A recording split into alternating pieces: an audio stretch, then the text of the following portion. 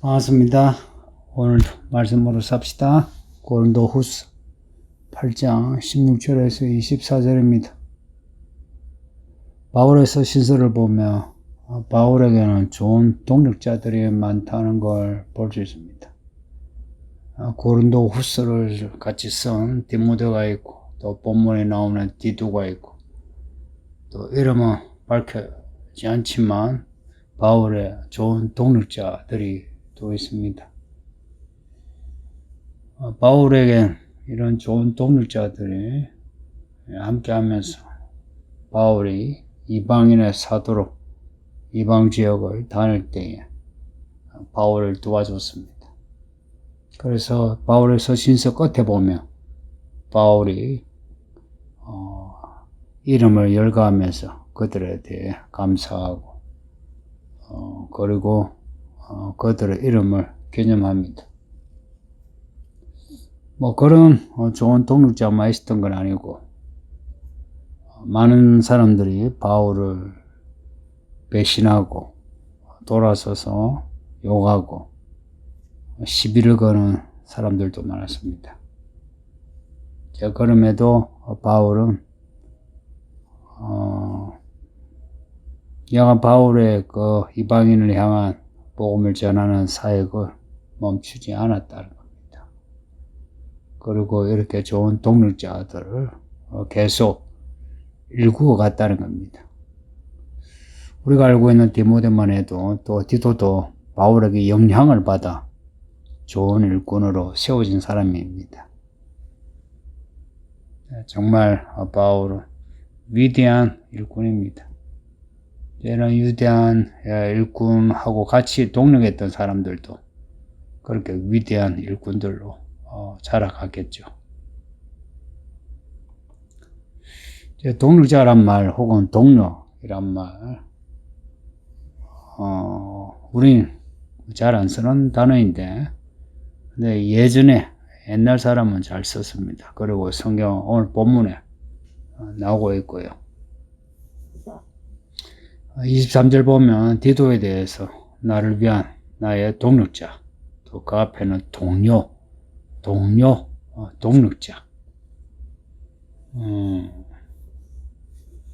이런 단어를 들으면 마음이 따뜻하죠. 바울은 이런 사람들과 함께 하면서 교회를 위해서 일을 해 나간 겁니다. 자, 이들 바울이 동력자라고 부르는 이 사람들의 모습 몇 가지 보면, 이들은 바울과 같은 간절함을 가지고 있어요. 바울이 복음을 전하는 데 있어서 어떤 간절함이 있으며, 이들은 따로 있지 않고 바울과 함께 있으면서 바울과 같은 간절함을 가지고 있습니다. 이렇게 되는 거 쉽지 않은 거 아시죠? 오늘 본문 나오는 디도도 그렇고요. 또 이름을 알 수 없는 그 익명의 동력자도 그렇고요. 같은 간절함을 가지고 있다는 겁니다. 이 단어를 기억하세요. 같은 간절함.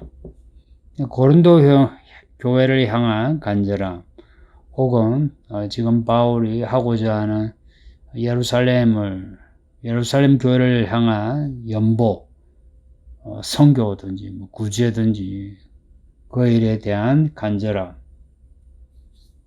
그런 같은 간절함을 가졌다는 겁니다.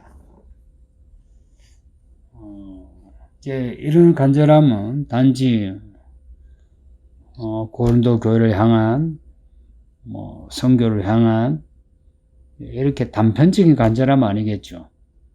바울과 함께 하면서 이심 전심으로 마음이 통하면서 바울이 하고자 하는 모든 일들에 대해서 같은 간절함을 가졌을 거라 생각해요.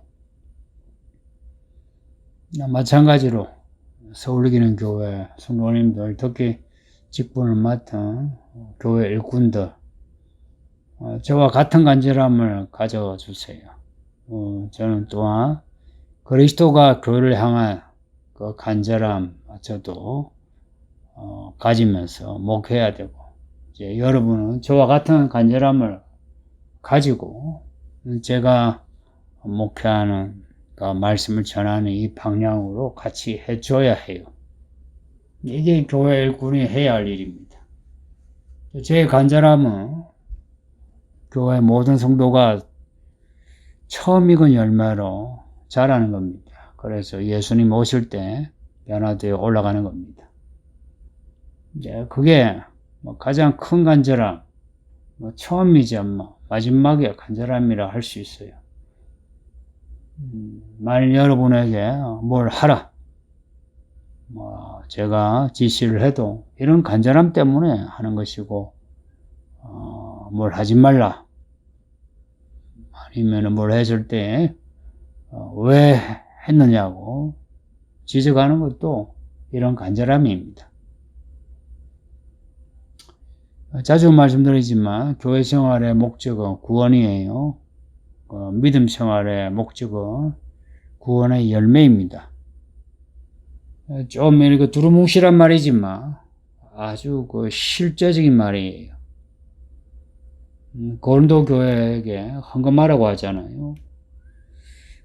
고린도전서 9장에서도 언급하고, 또 오늘 본문에서 8장에서도 강하게 언급하는데, 이유는 돈이 모자라서 돈을 내라, 이게 아니고, 실제 목적은 고린도 교회를 위한 겁니다. 고린도 교회의 구원의 열매를 위해서. 이렇게 헌금을 함으로 그들의 믿음을 지킬 수 있고, 또 믿음을 자라게 할 수 있는 겁니다. 이런 말을 이해할 수 있어야 돼요. 그렇게 돈을 모아서 예루살렘 교회에 보내기 위해서 돈을 모아라 하지만, 그보다 더 본질적인 의도는 이 일에 동참함으로 교회가 교회다워지고 성도들이 구원받은 성도로서 해야 할 일을 하는 겁니다. 이제 구원받은 성도로서 해야 할 일을 하지 않으면은 그 믿음이 죽을 수 있죠. 그러면 그 구원을 잃어버릴 수 있어요. 우리가 말하는 구원은 믿습니다 해가 천당 가는 이게 아니더란 거예요. 의인은 믿음으로 살리라는 말씀이 있죠. 구원은 믿음으로 살아야만 잃지 않습니다. 믿음으로 살지 않으면 구원을 잃어버려요. 당연한 거 아니겠습니까? 왜냐? 구원은 믿음으로 가능하니까. 그런데 그 믿음을 잃어버리면 어찌 돼? 구원을 잃어버리게 되죠.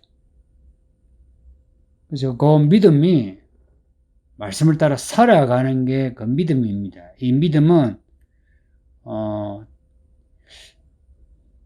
우리의 액션을 요구해요. 어떤 행위가 없는데 믿음이 있다 할 수 있느냐? 아니죠. 있다고 한다면 죽은 믿음이겠죠. 바울이 말하는 디도, 그리고 본문에 나오는 두 익명의 동력자도, 이런 믿음을 가진 사람들이에요. 그리고 이런 믿음이 바울과 같은 간절함을 가지게 되고, 또 바울이 하고자 하는 일에 바울과 같은 마음으로 일을 동력하게 되고요. 근데 이렇게 서로 하는 게 진정한 교회의 연합이고 또 동력자의 모습이 아니겠습니까? 저는 성도님들이 다 저의 동료요, 저의 동력자가 되길 바랍니다.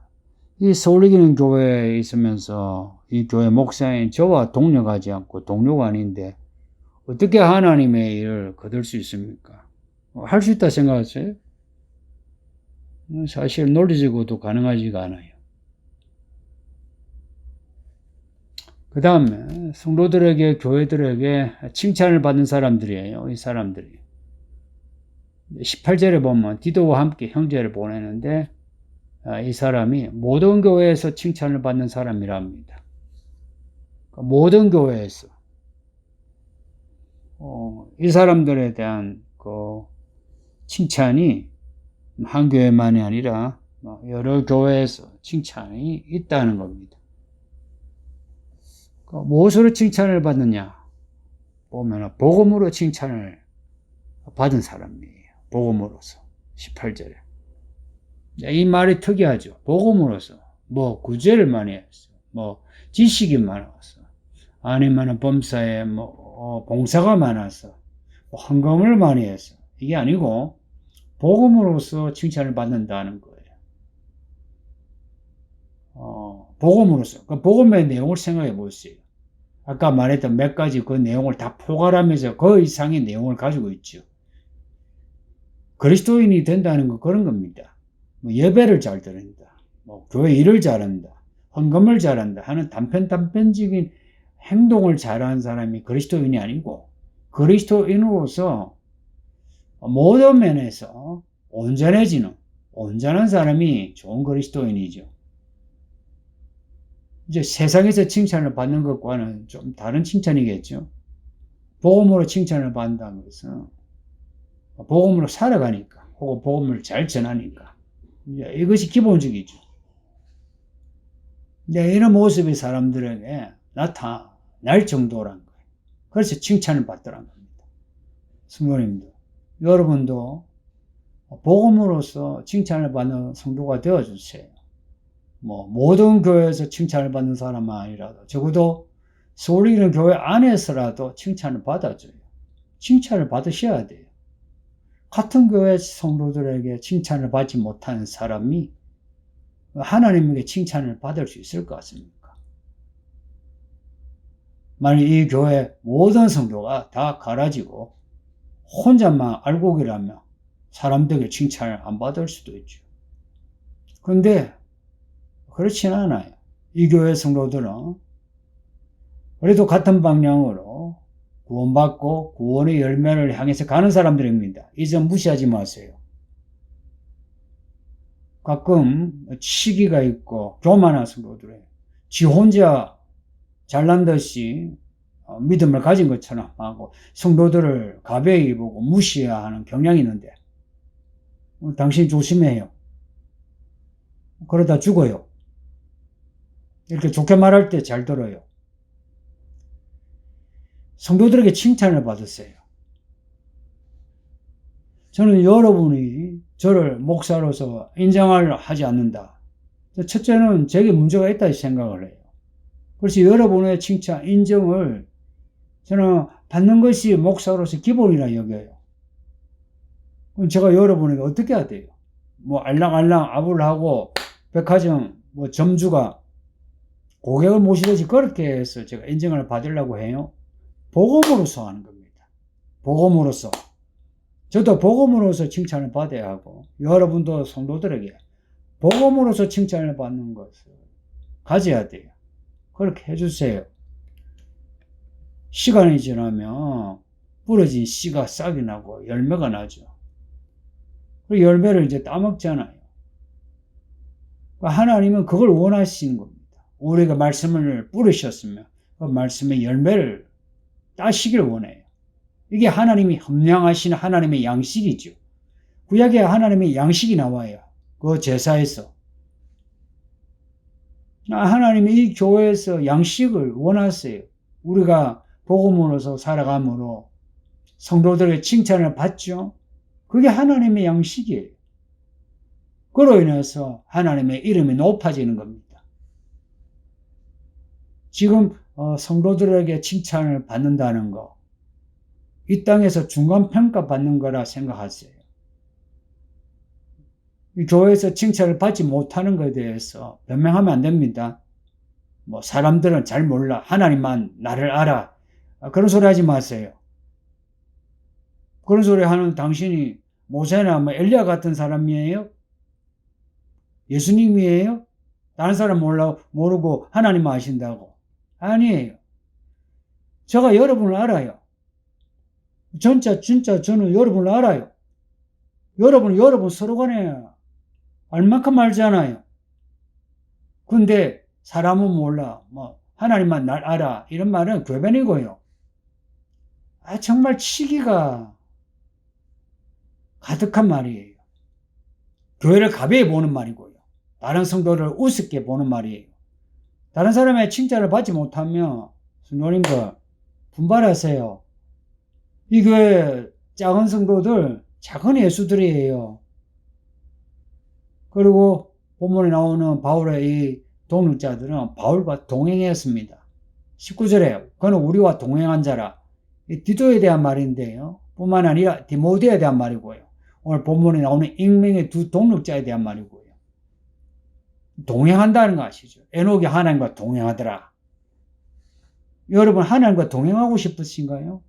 그러면 저와 동행하세요.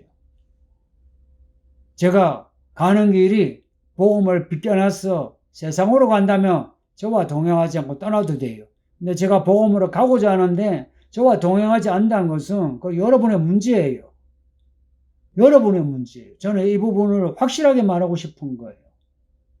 그냥 여러분이 기대한 것처럼 사람 좋게, 아이고 당신도 옳고 나도 엄마 옳고 당신도 틀리고 나도 틀릴 수 있다. 양비로 양시론적으로 말하지 않아요. 복음은 양비로 양시론이 아니고요. 복음 외에는 다른 복음은 없다 하는 게 성경이에요. 특히나 교회 일꾼들은 이 부분을 배우세요. 자꾸 철없는 이야기 하면 안 됩니다. 이 목사와 함께 교회를 건축하는 데 동행하세요. 이 부분을 제가 명확하게 해요. 그러지 않을 것 같으면 교회에 왜 있어요? 그것도 몇 년씩이나. 바울은 이렇게 신뢰할 만한 사람에게 연보를 맡겼어요. 교회들에게 칭찬을 받고 바울과 동행하고 동력하고 동료인 이 사람들에게 연보를 맡겨요. 돈을 맡긴 겁니다. 교회 돈은 이런 사람에게 맡겨야 되는 거예요. 그렇게 하지 않으면요. 교회 돈은 하나님이 아니라 사람들 마음대로 좌지우지돼요. 뭐 돈을 횡령을 하고 뭐 이 돈이 센다 이런 문제에 떠났어요. 그냥 돈 자체가 사람의 계산대로 움직여요. 하나님 일과 상관없이. 지금 한국 교회가 그렇게 해서 지금 욕을 먹는 거 아닙니까? 지금 여러분은 어떠신가요? 바울의 동료, 바울의 동역자, 교회 사자들, 그리스도의 영광 이런 교회 일꾼이신가요? 저는 이런 일꾼이 되고자 지금 분발하고 있어요. 여러분도 분발해 주세요.